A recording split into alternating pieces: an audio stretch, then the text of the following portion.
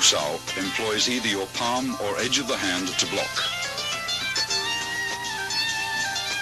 Upon completion, your hand is in a prayer-like position in front of your chest. Wu Sao is the rear guard hand position employed when an opponent's punch penetrates your forward defenses.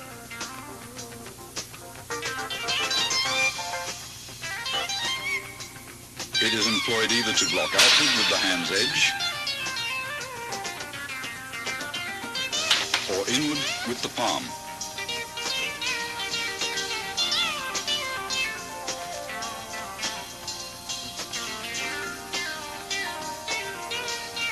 Bok Sao employs the inside of your wrist to block. At completion, your arm is in the fixed elbow position, 1 fist distance from your center line.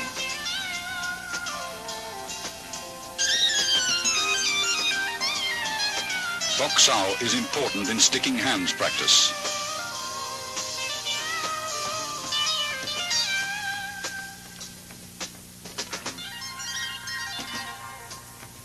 Bok Sao uses the palm heel for deflection.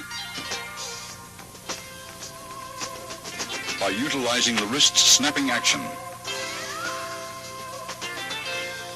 It is often combined with a punch.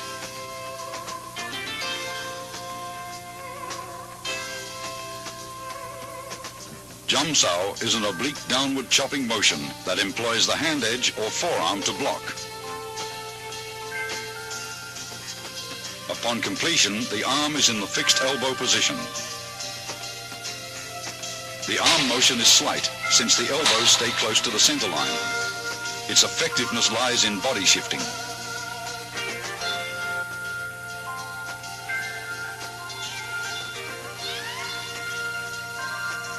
Gan Sao employs the forearm to block low-level and groin attacks by combining both the hinge action of your elbow and body shifting.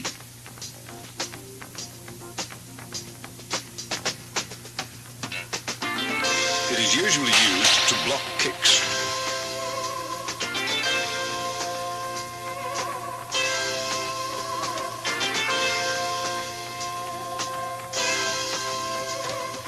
Bong Sao is unusual, since it deviates from the fixed elbow position. It is performed by a rolling motion of the forearm, which is the blocking surface.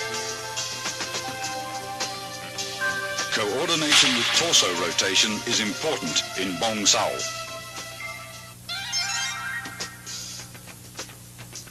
Wing Chun kicks, used for either harassment or closing the fighting gap, always supplement the hands with fast and low direct strikes to the groin, knees or shins. The front heel kick is delivered straight from the ground with a slight snapping action in the knee. Kick direct, but never higher than the midsection. The cross stomp kick uses the sole of the foot to break the opponent's balance, allowing for follow-up hand strikes.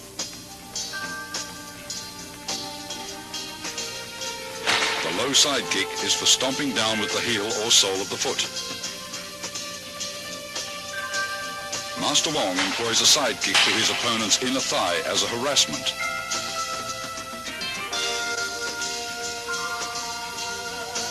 This is a cross stomp kick to side kick combination.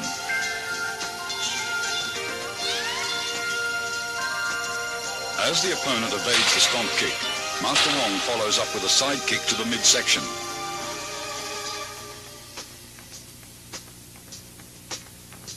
This is a front kick and leg trip combination.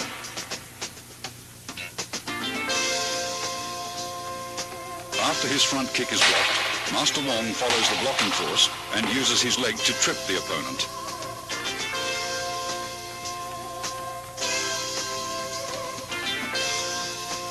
Wing Chun's basic stance is shoulder width or a bit wider.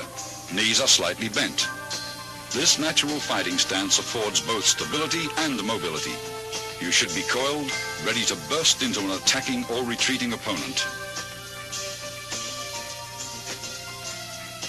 Advances and withdrawals are performed by a short shuffling motion of the feet. somewhat like the Western fencing shuffle, where you remain in the same stance throughout.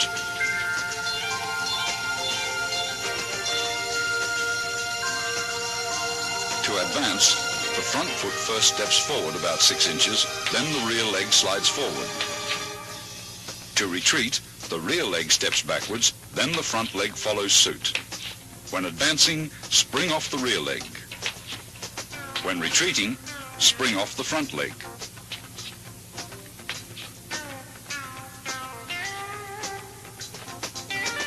Circle stepping differs from the shuffle in that you actually alternate between left and right stances.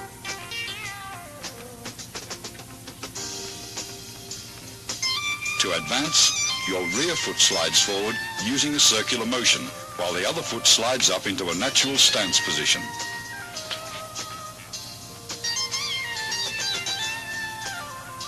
Circle stepping is used for cutting off or pressing an opponent who has great mobility.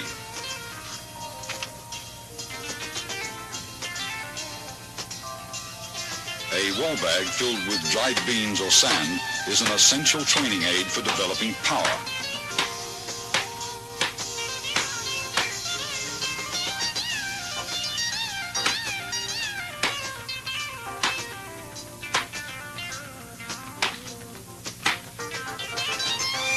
Striking with the fist or palms gives one a feeling of penetration and toughens the skin and bones. Train slowly and gradually.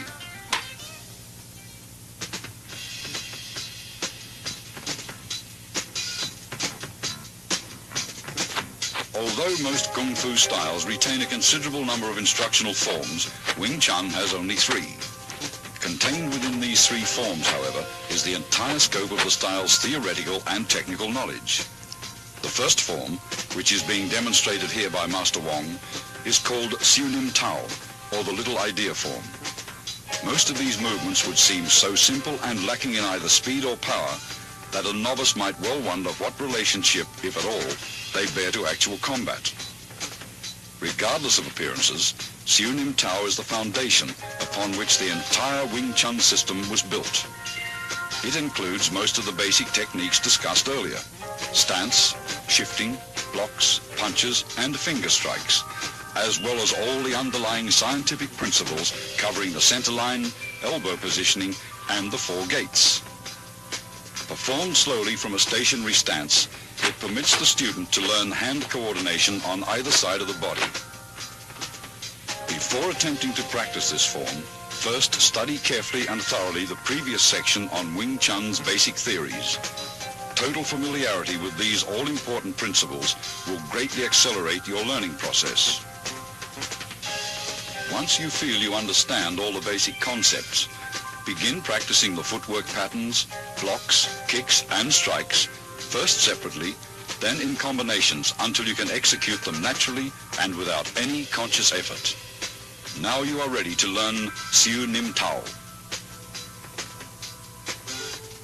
To perform Siu Nim Tao correctly, you should practice a few movements at a time over and over until you feel comfortable with each motion. Continue on to the next set of movements only when you've absorbed completely the movements of the previous set. After having learned all the movements and in order to test your ability, try to run through the entire form in unison with Master Wong. If you succeed in accomplishing this without any hesitations or stops, proceed to the following sections on form applications. Remember, when practicing techniques with a partner, be careful not to injure him or her. Always exercise control. Once you've mastered the basic theories, basic techniques, Siu Nim Tao, and its applications, you're ready to advance to the next stage, or Chi Sao.